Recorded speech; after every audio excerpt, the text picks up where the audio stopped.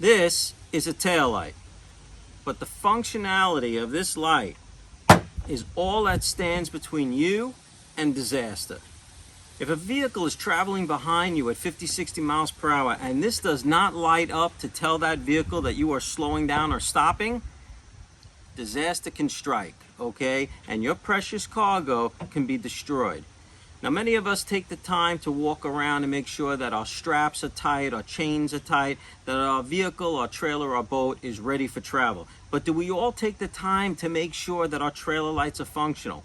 Well, you need to, and it's super easy to check it. It only takes 2 seconds, okay? I noticed that my light stopped working, this brand new LED, and it turned out it was something very simple, and I'm going to show you what that was right now, and hopefully show you how to repair these things, because it's so easy, anyone can do it. This is Captain Leon from Captain Leon's Boating and More. If you're not already subscribed to my channel and you like this content, please do so. I have just about 100 videos on YouTube covering many things, most of which are boating and trailer related. So hope you enjoy this video. Here we go. Okay, so the easiest way to check that your trailer lights are functional and what you should be doing before each and every trip is, get into your vehicle and you want to put on your hazards, okay? So activate your hazards, your emergency flashers. That's part one. Part two is turn on your headlights, okay? And then that's all you need to do, those two things, headlights and hazards. And I'm going to tell you why, right? The headlights are going to turn on your running lights. Your running lights are your lights that are always going to be on at nighttime when you're running. And your flashers or your emergency hazards are going to activate the component of your lights that lights up when you're either signaling to make a left turn or a right turn, or if you're stepping on your brake. So here we can see all of our lights are lit, all right? These lights underneath here, they're part of the running lights. The side markers here on the tail light here, that's part of the running lights. But the low intensity, when the flash is flashing off, that's the running lights. But then the brighter that lights up when it flashes bright, that's part of your brake lights and your, in this instance, your left turn signal. So that's it, folks. Real simple, real easy. Turn on your headlights, turn on your hazard lights, walk around and inspect all of your illuminating bulbs. If you're having incandescent bulbs, I'm going to recommend you change them all out to LEDs. Much better product, long lasting. All right, so that's what you do before each trip. I did this and I noticed that my right tail light was not functioning. I did not know why. I began the diagnosis and I'm going to take you through those steps, which led me to the cause of the problem. All right, so here we are at the back of the boat on the right side where the problem existed. I started by just simply removing the tail light. You can see there's a plug that you could just unplug the light. And now I want to test the wiring. We need to find out, is the problem within the light or is the problem within the wiring? And the easiest way to do that is with a simple tester, okay? This tester here, you could pick up at Harbor Freight for just a couple of bucks. One end of it, you just clip it to a good ground, right? Here I have it clipped to the trailer. And the other end of it, and hopefully you can see this on film, it has a point, right? A sharp point. I can push that point through, right? You can see I could push that right through. But the other purpose of it, with the point through, of course, I could touch something, and if it's got current, a light lights up in here. But this nice little hook here gives me an opportunity to hook it around a wire. So here I'm going to hook it, okay, around the green wire, which, by the way, the green wire is the wire that powers your right tail light. Your left tail light's powered by yellow.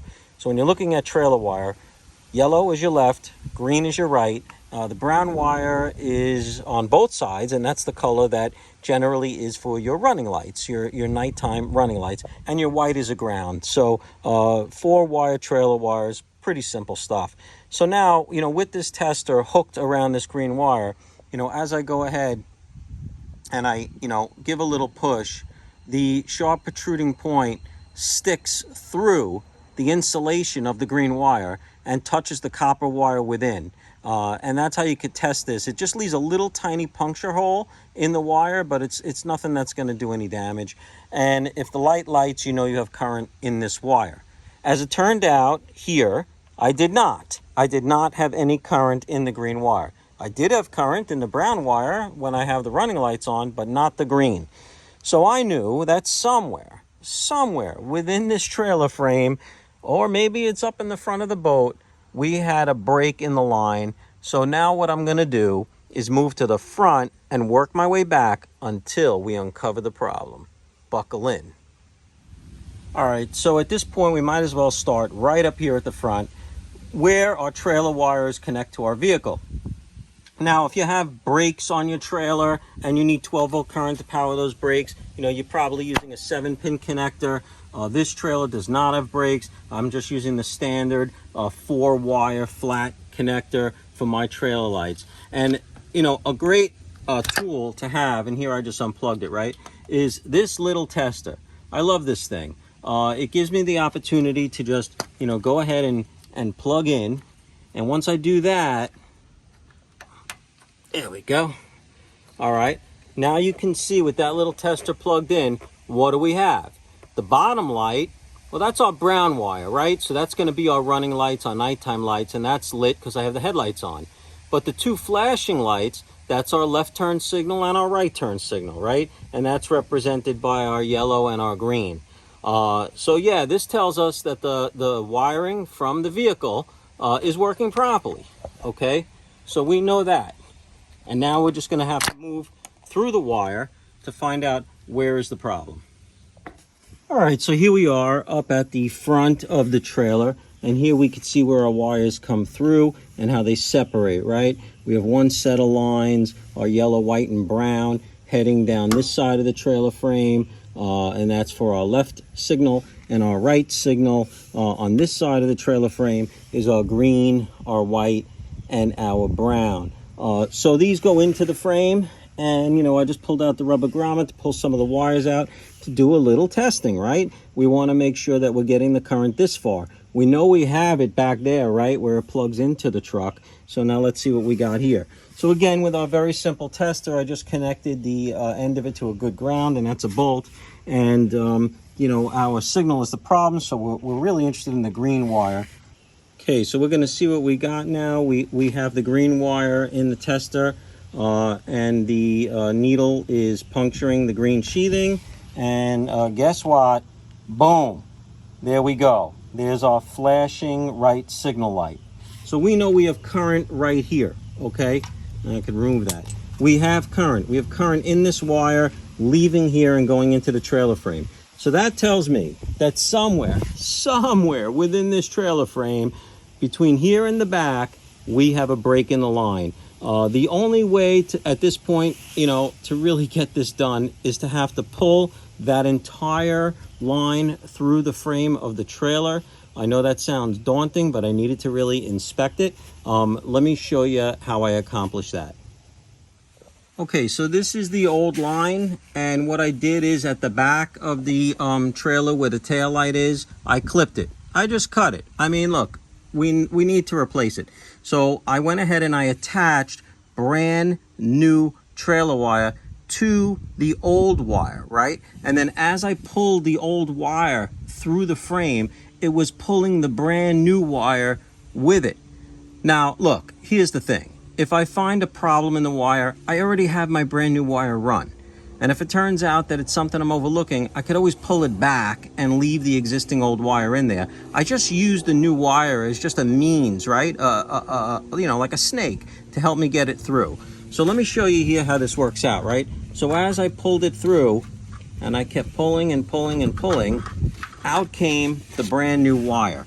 And, here's how I attached it. I just kind of wrapped one around the other, just like that. I used some P-ties. I used a little duct tape. And so here is the old wire that I pulled through. And here is the brand new wire, brand spanky new, run through the trailer frame. Now let's take a look at the old wire and inspect it and see if we could find where the problem lies. All right, so check this out. I'm running my hand down the wire, inspecting it pretty much inch by inch. I know that sounds crazy, but I went ahead and I came across this little defect here. It looks like not only a mark or a tear on the green wire, but a little bit, I don't know if you could see it, if it's coming out on the brown wire too, a slight little tear there. So, you know, what would have caused this, and is this really the root of our problem? Well, here's the answer. If we test right here on this side of the green and we get a light, and then if we test over here on this side, on the opposite side of that damage point, and we don't get a light, we know that it's broken in this one section here. So let's give that a shot. All right, as you can see, we got a light flashing on this side. Let's go ahead now and test it a little bit further down the wire. And now we are testing on this side of the suspected break, and no, we do not have a light. So, heavens to Murgatroyd. Heavens to Murgatroyd. This is the culprit right here. The wire is broken in this one point in here. You might be asking yourself, you know, how did that happen? All right. And then again, there's a little mark on the brown wire too. How did this happen? I think this might be self-inflicted. As some of you know, I installed boat buckles on this boat, which involved running bolts through the back of the frame here and drilling through the frame. I was so super careful to make sure that, you know, I reached through and that there were no wires, but I don't know. I'm thinking this one's on me. I might have gone ahead and nicked that wire a little bit. Why it lasted 2 years, I don't have an explanation for that, but it seems to be the culprit. At least now we know where the problem is. All right, so we're just going to get on with the repair by just basically cutting these wires and splicing them together. You know, we're gonna go with the brand new trailer wire that's already run. Might as well at this point. Let me show you the connectors we're going to use and how easy this is. Things have gotten real easy now to connect trailer wire and other wires. All right, so I want to show you these connections here that I got on Amazon. I'll provide the link below, but a great way to connect wire to each other. Comes in different sizes. As you can see, there's red, blue, various colors, all depending upon the gauge of the wire. All you do is insert one end of the wire into one end into the other. You strip about 1/4 of an inch of the wire, and then you just make sure that the two bare pieces of wire are rubbing alongside each other right under this silver spot in the center of the connection. That is actually solder. And when you put a heat gun to this, and a regular Harbor Freight 1500 watt heat gun will do the trick, it melts that solder just enough to make a perfect connection between the two sections of wire. And then this little blue ring, or on the smaller one, the little red ring, that melts too. And that makes a waterproof sealed connection on either end of the wire. So it's a great way to just take two pieces of bare wire, connect them to each other with a heat gun. All right, so here I went ahead and I stripped my wire. You could see the brown and the green are already stripped. I stripped that on both ends. This is the wire we're going to connect. And here's the white, and this is the part I already completed. You know, I heated it up with the heat gun. Just your basic run-of-the-mill heat gun here, and it went ahead and it melted that solder in the middle. It melted the red, you know, I guess that's like glue, if you will, on either end, and made a beautiful watertight seal and connected these two pieces of wire. So really happy with this connection. Now we're going to go ahead and do the rest of the wire. All right, so our connection is complete here. We have the new connections on. Everything is all melted and together, and now we're going to do is take a run to the back of the boat. And we just want to see if we have that connectivity down at this end before we go any further. You can see I do have the white already connected to the end of our tester. And if I go ahead and I, you know, attach the brown, I have a solid light, solid. That's our running lights. And then if we go over here and we hit up the green, that is our right signal light. So we're in really good shape. Now we just have to do the connections here at the back end and begin the final process of this repair. All right, so before we go ahead and just close this up entirely, this is really overkill, okay, what I'm about to show you, but I'm an overkill kind of a guy. This is totally waterproof and it's fine on its own, but before I went ahead and made the connection, I did thread onto the line a piece of shrink tubing, right? This tubing comes in various sizes. I'll link this as well. but this, when you heat it up, shrinks. And I just did that just to create like an extra measure of insulation, you know, to go ahead and feed this through. Let me see if I could just show you here what I'm talking about. So now I have those connections right inside here. I'm going to now heat this up with the heat gun, and we'll show you what this looks like as the final product. Again, overkill, extra, but hey, why not?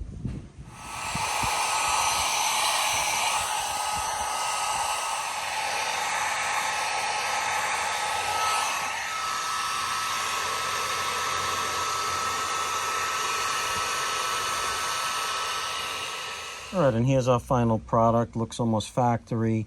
You can see a little glue that oozes out when the heat gun starts to shrink this tubing. You can see the seal right there. So it's a, you know, little added protection, so any abrasions that could occur within the frame of the trailer, you know, I'm protected against. So there you go. Now we're just gonna, you know, go ahead and snake this wire, you know, back into the trailer frame, and we'll get that all back in there, and we'll put our rubber grommet back, and then we'll be good to go here at this front end of the trailer.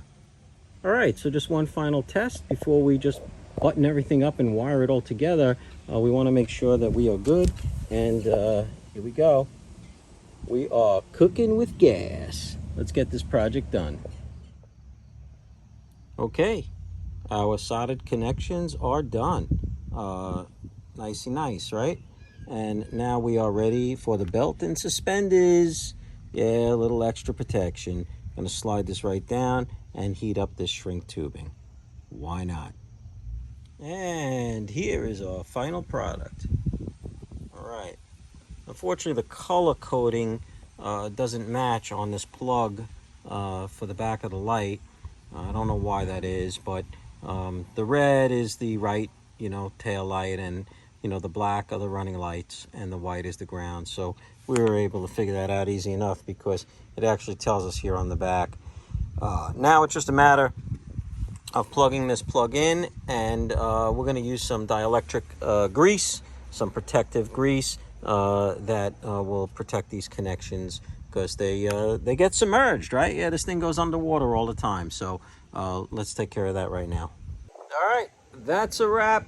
Hopefully this video was helpful to you. Just another example or lesson on how quite often things that we need to do, you know, to fix a problem or just perform routine maintenance, you can do yourself. Really, it's not that difficult. It just requires a little bit of research, watch a few YouTube videos, get yourself comfortable, get the right equipment and tools, and you can do it. So again, hope this DIY trailer wiring dilemma project was helpful to you. Hope you enjoyed this video. Again, check out my YouTube channel if you want to check out a bunch of other videos I have on a variety of topics, you know, as it relates to boating. So Captain Leon, wishing everybody well, signing off.